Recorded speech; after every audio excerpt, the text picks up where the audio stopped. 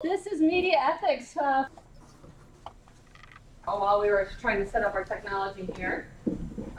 So he and I first met in Savannah, Georgia. We both worked on the reporting side. He was on the editing and design side.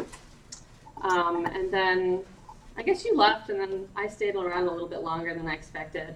And then I left for school. So you're in Florida? I left for the Philadelphia Inquirer, and then I was front page editor there, and then I was the weekend magazine editor, and then I was the sports art director before I came to the Tampa Bay Times. Right. It was the St. Petersburg Times back then. They've had a name change. That's right. So tell us a little bit about politifact and how you started working with them. Well, politifact, I guess I'll ask your class. Everybody's familiar with it, right? Okay, not just because your teacher made you read it or go to it, right? That site was started in 2007, and it is a product of the St. Petersburg Times, the Tampa Bay Times. That started in the Washington Bureau of the Times. The bureau chief there, Bill Adair, was tired of just writing stories about how they would just say, this person said this, and then this person said this. So he wanted to really break it down and kind of independently fact check statements that politicians had made. Now that has grown. It won the Pulitzer Prize in 2008 for covering that campaign, that presidential campaign. That was a public service Pulitzer. And then it has since grown. It's now in, I believe, 17 states. They all have different state pages. It's kind of like a franchise that we will partner with another media outlet, and then they will check their own state legislatures, their own politicians. And I actually write for the Florida site here at politifact, but because this is like the home base, I write national stories too. The reason I got into that, I've been doing this for a little over 3 years now. When I came to the Times, I actually was working for a tabloid product that they put out called TBT. The idea of that was to kind of make the news a little more accessible. It's free. We still make it. You can just walk down the street and pick it up. And I did pretty much everything you could think of for that. I did page layout. I wrote stories. I copy edited. I ran the weekend part of that, the entertainment guide for that. And after a few years, I just kind of wanted to do something else. And there was an opening in politifact. And because I had a real breadth of experience in journalism, they were like, yeah, that'll work. You got enough experience. And so we'll do that. And so yeah, I've been there for a little over 3 years, and we just got done with the presidential campaign, and we're pretty busy right now. So that's how it happened. All right. And then more recently, you became involved with Facebook and fake news. Is that correct? How did that go? Yeah, that's right. And there was a lot of discussion that as you probably had heard, there's a lot about how there had been all these fake news stories that a lot of these things would usually show up in people's news feeds all the time, and you kind of laughed them off, and then it turned out that a lot of people really believed them. And there was a lot of accusations that this had influenced the outcome of this most recent election. And so Facebook actually caught a lot of static for that, and they were accused of not doing anything to prevent this from being in their feed, in people's feeds, right? And so politifact, along with all these other organizations that do independent fact-checking, like factcheck.org, and there's also, even places like Snopes and Africa Check and the Global Foundation and all that, all kind of got together and said, hey, we have this code of ethics that we use. We can help you out with this. Facebook took us up on that offer, and now we are one of a lot of partners who will take a list that Facebook provides us of stories that have been flagged in feeds as potentially being fake, and then we will try to check as many of those as we can. And then we send it off to Facebook. We have a way that we send it back to them, tell them our findings, and then you're supposed to get on your feed, if you're trying to share one of these stories or you run across one of these stories, there will be a little flag on it that says this story has been disputed by this organization. And politifact is one of them. So I get to write those stories. I get to write about whether or not Barack Obama had like a bronze statue of himself installed at the White House, or if, somebody has died. I had one that Donald Trump was dead, and it was actually, his WrestleMania appearance from a few years ago, and all things like that. So that's what I've been doing for the last couple of months. All right.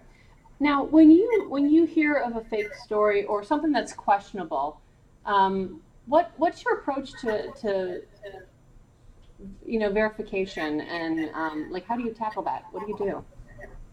Well, politifact has a process for everything it writes about, and the first thing is just identifying them. And usually when we identify something we want to write about, whether we classify it as fake news or not, there's just the kind of same thing you guys would do if you got something in your feed. You would look at it and you would say, oh, is this right? Does this make sense? Does this sound like it's plausible? And sometimes we even get things that, when they turn out to be true, the thought process there is like, well, maybe that's true, but is it really? And how does it get that way? How is it classified that way?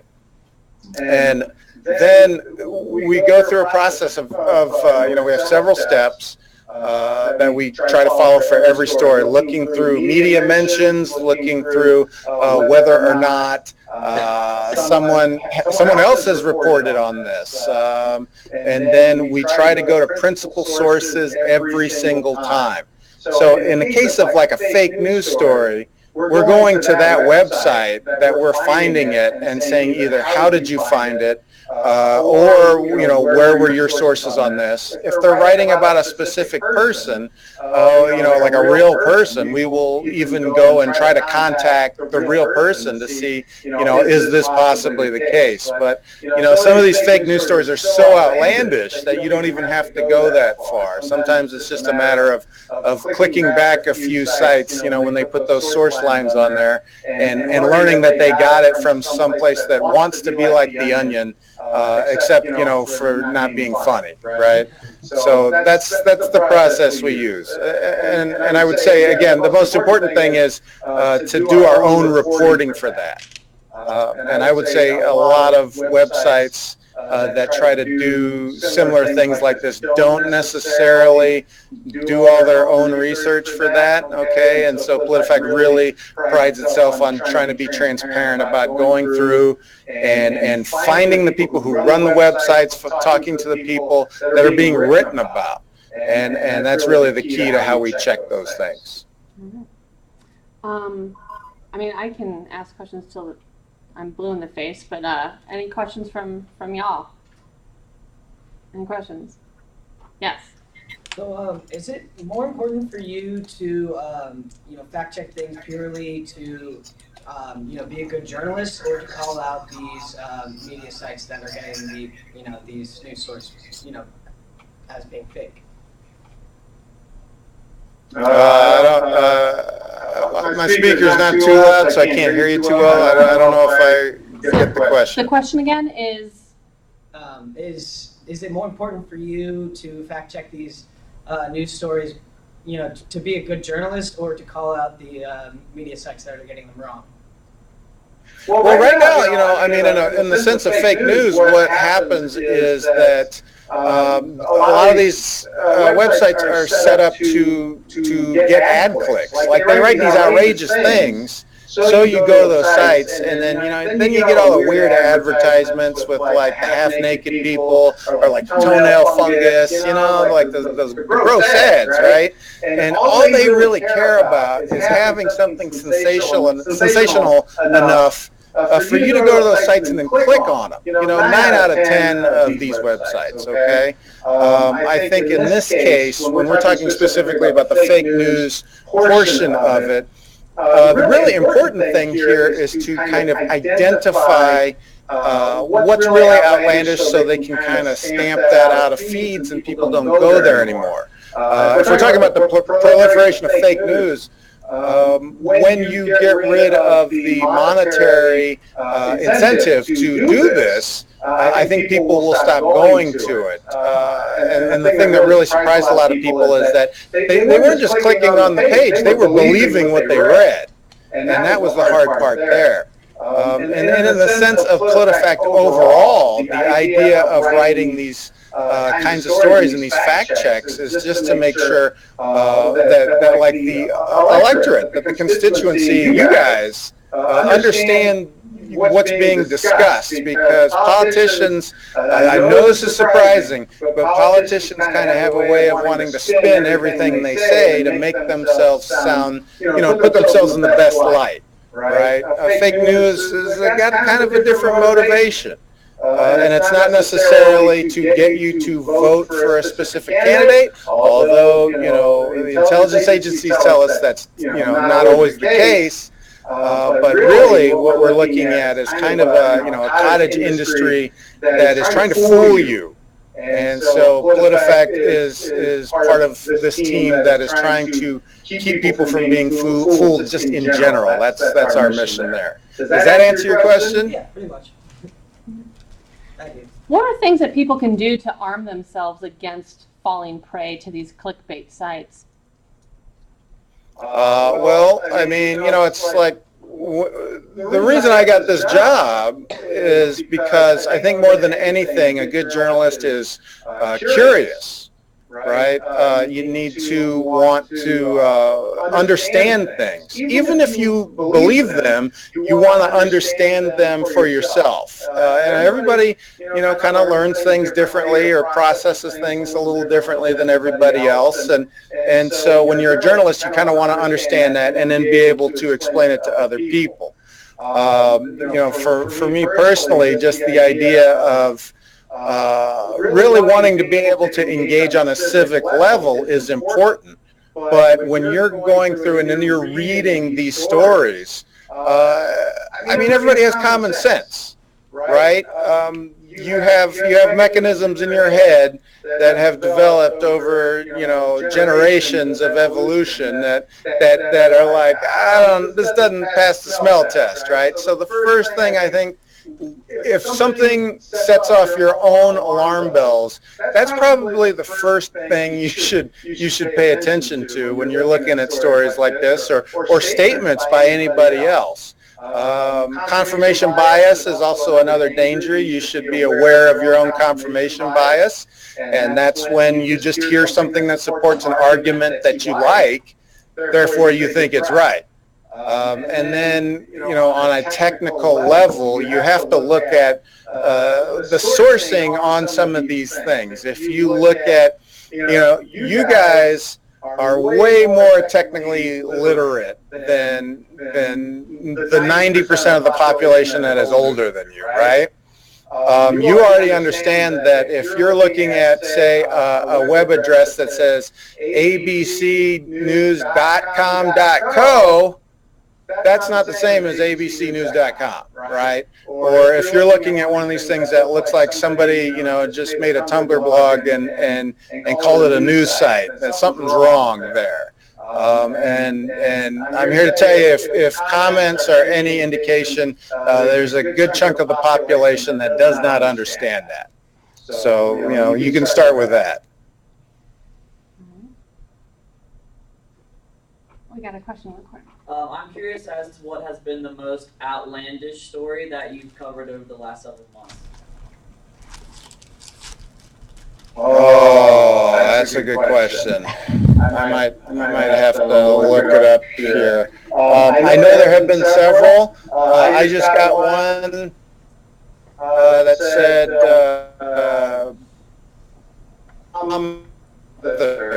Sasha and Malia $160,000 just because she lived and took care of her grandkids, and that's not the case.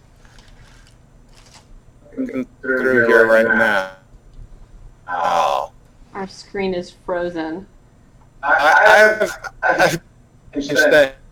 Let me see. I just wrote getting fired from a reboot of Happy Days. Okay, and that's Happy Days was a TV show. If you're not familiar with that, I'm starting to realize how old I've gotten. Right, Pam? Yeah, I don't know what you're talking about.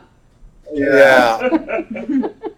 Me and Pam go back almost 20 years now, and that's kind of scary to say. Yeah, it's terrifying. Let's see, I talked about, I just wrote one about a Chinese restaurant that in Coral Springs down here in Florida that allegedly sold dog meat to its customers. That wasn't true.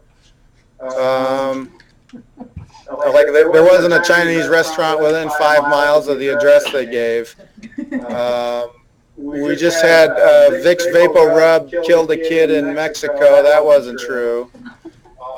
I mean, I have to say the weirdest one I had, just because of the what was involved in it, was writing this one about Donald Trump having a heart attack and dying, and that was from about 3 or 4 weeks ago. And they used as the photos, as I was saying, they used as their photos for that all the stuff from WrestleMania. WrestleMania, I think it was 23 or something. And just the idea that, people will take, I recommend everybody go to the website and read this story, because I have video on there of it. And it was this thing where our president of the United States, had a bet with Vince McMahon that whoever lost this match, they had proxy wrestlers, whoever lost that match had to have their head shaved. And so there's the funny thing about it, I got a point here. The funny thing about this one is I found out that I haven't been a wrestling fan since I was like 14, so I didn't really know about this. So number one, our president was on WrestleMania. Second of all, every reference I could find had the part where he cut McMahon's hair at the end, like he had some clippers and he was shaving his head, and almost every mention cut out the scene right after that when Stone Cold Steve Austin gave him a Stone Cold Stunner in the middle of the ring. And so that's where the photograph from that fake story came from. It showed Donald Trump all laid out on a mat. And that was because Steve Austin gave him a Stone Cold Stunner. I never thought when I was learning research methods that's what I would be writing about. It's extra funny because Josh and I worked with a guy by the name of Steve Austin, but he was not Stone Cold Steve Austin. Right. He wasn't the $6 million man, but we had a little cookie jar of him, of Stone Cold Steve Austin for him. Yeah, I remember that. That's too funny. All right, any other questions? How often do you use Pants on Fire? Well, in the 3 years that I was doing this prior to my current project, I had gotten maybe 4 or 5 Pants on Fire ratings, and a lot of that was just attributable to how I was writing about Florida politics, and you're really getting into the weeds, and you're talking about like state legislature stuff, and so it wasn't really outlandish stuff. That was, a Pants on Fire rating is for something that's just a deliberate attempt to mislead by saying something ridiculous. So before I started doing the fake news stuff, maybe 5 over the course of 3 years. But in the last 2.5 months, I think I've written, I've had 18 Pants on Fire ratings, because they're just ridiculously untrue, and there's no indication that they're fake, and that's what really pushes them over the edge with that rating. Do you have any particular topics that are your favorite to cover and to write about? Well, when I'm not doing this, right, this sounds really weird, but I really like writing about tax law.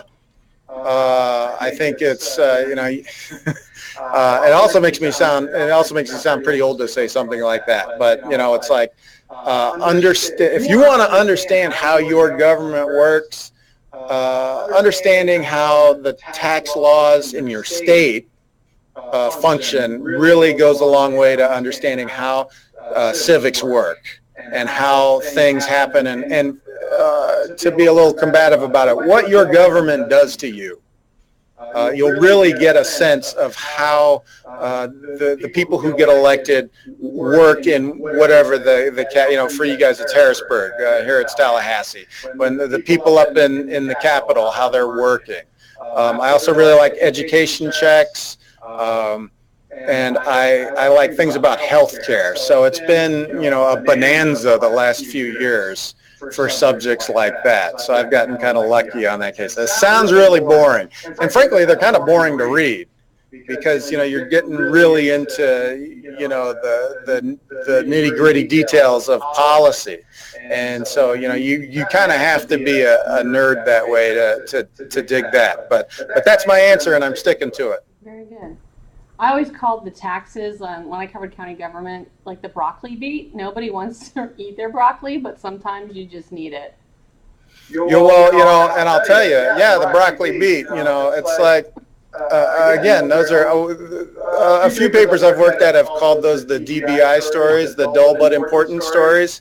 And tax law doesn't have to be dull. I mean, it just kind of is because people's eyes glaze over. Like you right there. You're like the way your eyes are glazing over. I can see you guys. What really will get you about that is that if you understand how one little subject works, it kind of gives you this broader picture of how other things work.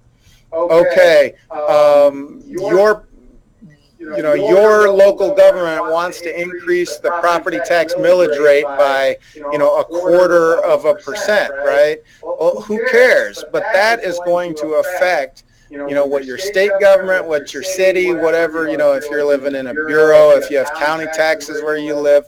If one little thing gets changed, it is going to come into the discussion for everything else that happens. So if you want to know, so sure, somebody's property tax, you guys don't own property, but somebody else's property taxes go up 1/4 mil. That means that, hey, the arts program at your school might get cut because funding is coming from somewhere else, or like a needle exchange program for heroin addicts might go away because suddenly the priorities have shifted and the funds have changed. And really what's missing, not everybody's going to get into the detail that way, but if you are interested in it, it will show you these things happening. And that's how those guys get on the Sunday news shows and can nerd out about it for an hour, because that's the level that they're at in the detail there. Okay. Any other questions? Yeah. So, as you said, with all of these fake news stories coming out, that it seems like, especially with political ones, that people seem to be believing them a lot more than they used to. How would you, and do you go about dissuading people other than the site, and do you think it's actually successful? Pam, you're going to have to help me out. I could only hear part of it. Okay. So the question is, with fake news sites, how do you dissuade someone from misinformation, in terms of, showing them that what they maybe thought was true is not true? How do you go about that process? Well, I mean, it's still kind of a passive medium, right? I mean, people have to want to read it. And all you have to do is go on the internet for 5 minutes and realize, there are people who are going to believe what they want to believe. And I mean, that is something that I and all the other people I work with think about. It's the people I work with are everybody has their points of view and things that they care about, but really the issue for people who work at PolitiFact is that we want we want things to be proven. We want the truth out of it, and that sounds kind of cliched, right? But it's I don't know what to tell you. That's just the way the people I work with are, and that's kind of one of the things that they want prospective job candidates to have, a quality that they have, and to be able to, even if you disagree with a politician personally, you can still say, but they're right. They're right about this. Okay. After that, getting people to believe what we say. There are things that we try to do.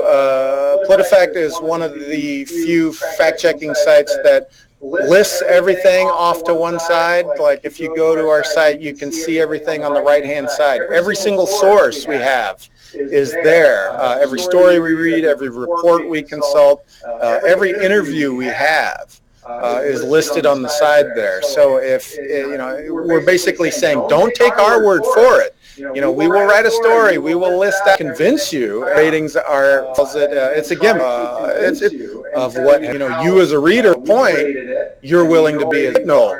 Then showing them, by all means, do you find something open about it in a lot of other news sources? And then we consult. Furthermore, and we're very that.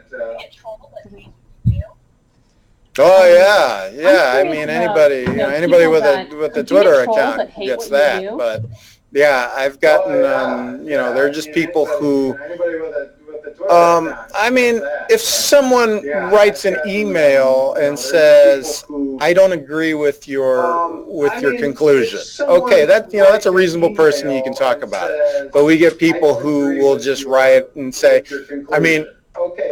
The short version is, if you get people writing to you and saying you're in the liberals' pay, you're on the Democrat payroll, or you're in the Republicans' pocket. If you get people saying it from both sides, you must be doing your job. In this case, because both sides kind of come out of the woodwork and don't like us. And then, I mean, sometimes I run PolitiFact's Twitter feed.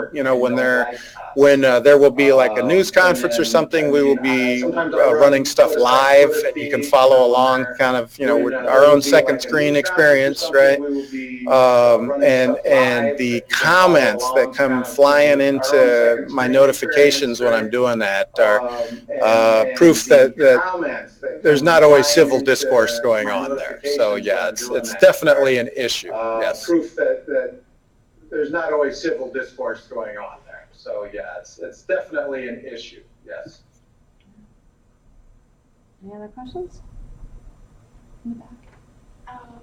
Do you think more news organizations in the future will take more of a politifact approach and be a little more detailed in the way that they list their sources? Yes, I did hear that. Whether or not they actually do that, that's a good question about the sourcing. I don't know. I don't know. In case you hadn't noticed, legacy media outlets, especially newspapers, kind of want to keep doing things the way they've always done them. And I think right now we're just now starting to see. Let's just use newspapers as the example. You're just now starting to see them wake up and say, we have this thing called the internet where we can put whatever we want on it. It doesn't have to just be, the usual like square photo, and then 20 inches of copy and a headline. I know there's been places that have already started to kind of credit their stories a little differently with how they're put together, and they also are including these multimedia presentations, like where you used to just have like a static graphic. Like it's not like that anymore. It'll be a dynamic graphic with sliders and animation, and it can really kind of get into the subject matter in a way that we didn't used to be able to do. And when they do that, and this is my visual background talking, And when you know, they do you source that, it differently than you do just a regular story. You can read it, you can read a story and see who you've interviewed. You don't see the sources that you may have consulted that are like print, unless you're specifically mentioning them. So I'm actually just as curious as you are about that. I would like to see if they start doing things that way as the web evolves as a storytelling device. And I shouldn't even say the web. The web already exists the way it is. If the media outlets that use the web evolve into doing something like that. If the media outlets that use the web evolve into doing something like that.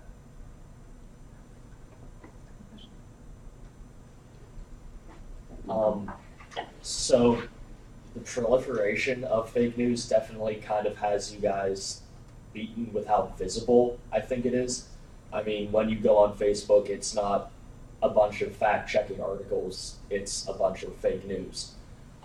Is there any way to combat that, or is that, again, just going to Well, you know, the idea there is actually one of PolitiFact's executive director is actually in New York today talking to Facebook and how this project might evolve. So I know they're not done with it yet.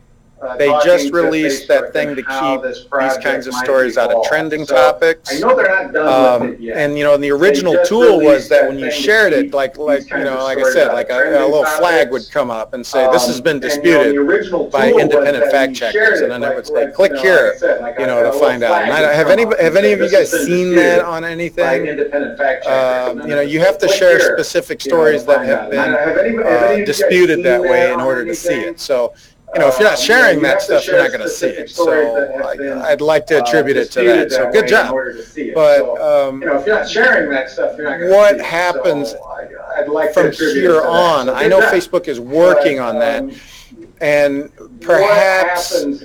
I mean, off the top of my head, just from what you know you're saying is, I can imagine Facebook maybe saying they're not going to post stories that have X percentage of advertising from, you know, like this list of advertisers, because there's certain kinds of advertising that gets on these sites a lot. Right. There's, you know, celebrity gossip stuff and, you know, Viagra ads and, you know, lingerie stuff and, you know, I mean, things that you wouldn't normally put on a regular newspaper site, right, or a TV's website. And so I can imagine something is in the works for that. Like, oh, you know, if there's a lot of probiotics ads on this thing, maybe we're not gonna, you know, boost it to the top of people's feeds. It's an interesting quandary because Facebook is always changing its algorithms, and you know, you and me and anybody else who goes and talks to them isn't going to know what they're going to do until after they do it. So we'll have to keep an eye on that one. Anybody else who goes and talks to them isn't going to know what they're going to do until after they do it. So we'll have to keep an eye on that one. Between clickbait causing fake news and fake news causing distrustful readers, what do you see? Well, I think there will be a set of readers always who are going to believe whatever they want. You know, they're not who are going to believe. I'm trying to think how much I want to editorialize here. You know, they're not. There's a lot of talk right now that, you know, the current administration is really trying to. I mean, Steve Bannon said it. You know, the press is the opposition party. They're trying to discredit mainstream media outlets. In order to push a whatever agenda they might have, whoever they might be friendly to. Okay, I'm not going to get into naming all of them, right? But they obviously, like I think a lot of politicians do, they're playing favorites here, and they want people to believe what certain outlets say and not others. And on the flip side, I think what you're also seeing is a lot of people saying, you know, support these big ones. New York Times has, I believe, I was reading the most subscribers it's ever had now. New York Times. Okay, so it's not like people don't believe these old, you know, these legacy sources. Okay, so it's not whenever like we people talk believe about these this old, kind of you know, thing these where legacy are sources. people really going to be categorizing their Whenever news, we kind of talk keeping about this track kind of thing of where their are news people from really going one to set be, of sources, I would like to categorizing remind their everybody news, that kind of at one keeping point track of the their city of New news York from had one something set of along the lines of sources, I would 27 like to different remind newspapers. everybody that at one And, point, you the know, city the of New turn York of had last something century, along the lines the of reason you would buy a 27 different newspaper is newspapers. because And, it the turn of espoused the last ideology century, that you the had. You had a reason you would buy communist a newspaper, you had a is black because newspaper, you had a progressive newspaper, espoused the so on and so ideology that forth, you had. okay? You had And a you would communist read that newspaper, you had a one black newspaper, because you had a you progressive wanted to newspaper, support so on and that so forth, ideology and okay? how you that would news read was that reported. one And you don't see a whole lot of because you discussion wanted about to that. And I always support talk that about this ideology when and how I that go and news do was reported. And a you don't see a public whole speaking lot of engagement. discussion about that. This I always idea of an talk about this independent when, I news go and do organization. a That's something that public speaking really engagement. didn't catch on This until idea of an it didn't gain independent steam until about the news 50s, the organization. 1950s. That's something that And really so it's didn't always catch important to on remember until, that it didn't gain steam until about the 50s, you know, when you owned a press and you had a newspaper, it's always you important were to putting out your remember that, idea of things, and that is you not know, when you what owned a press journalists and you had a aspire newspaper, to anymore, you for were the putting most out your part. idea of things. I think And that is not the bulk of what news journalists, organizations want to be aspire to fair anymore, for and the most part. independent, and whether or not people are going to believe it, the bulk of I news mean, we'll have to organizations see. There's want to be historical fair precedent that they and don't, independent, that's and not what whether they or not want. people are going to So believe we it, will see. I mean, we'll have to see. There's historical precedent that they don't, that's not what they want. So we will see. Any other questions?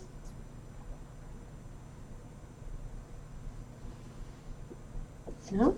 No, you know, I mean, Well, politifact is always I don't know, available. politifact, If any of otherwise, you I'll guys let you go. have any specific No, questions, you know, think I of mean, something. I know it's a night politifact class. is Is it a 2-hour or a 3-hour? You guys have any specific Almost questions? 3. Those are the worst classes. So, you know, Is it a 2-hour I'll or a 3-hour? yeah, no, Almost not you 3. personally, just, you know, to have to sit in a room once a week for 3 hours, right? Thank you. Well, my first thing is you should take advantage of having somebody who's speaking directly to you, so, you know, you can still ask a question. But if you think of something later and want to follow up on it, Pam has my contact information.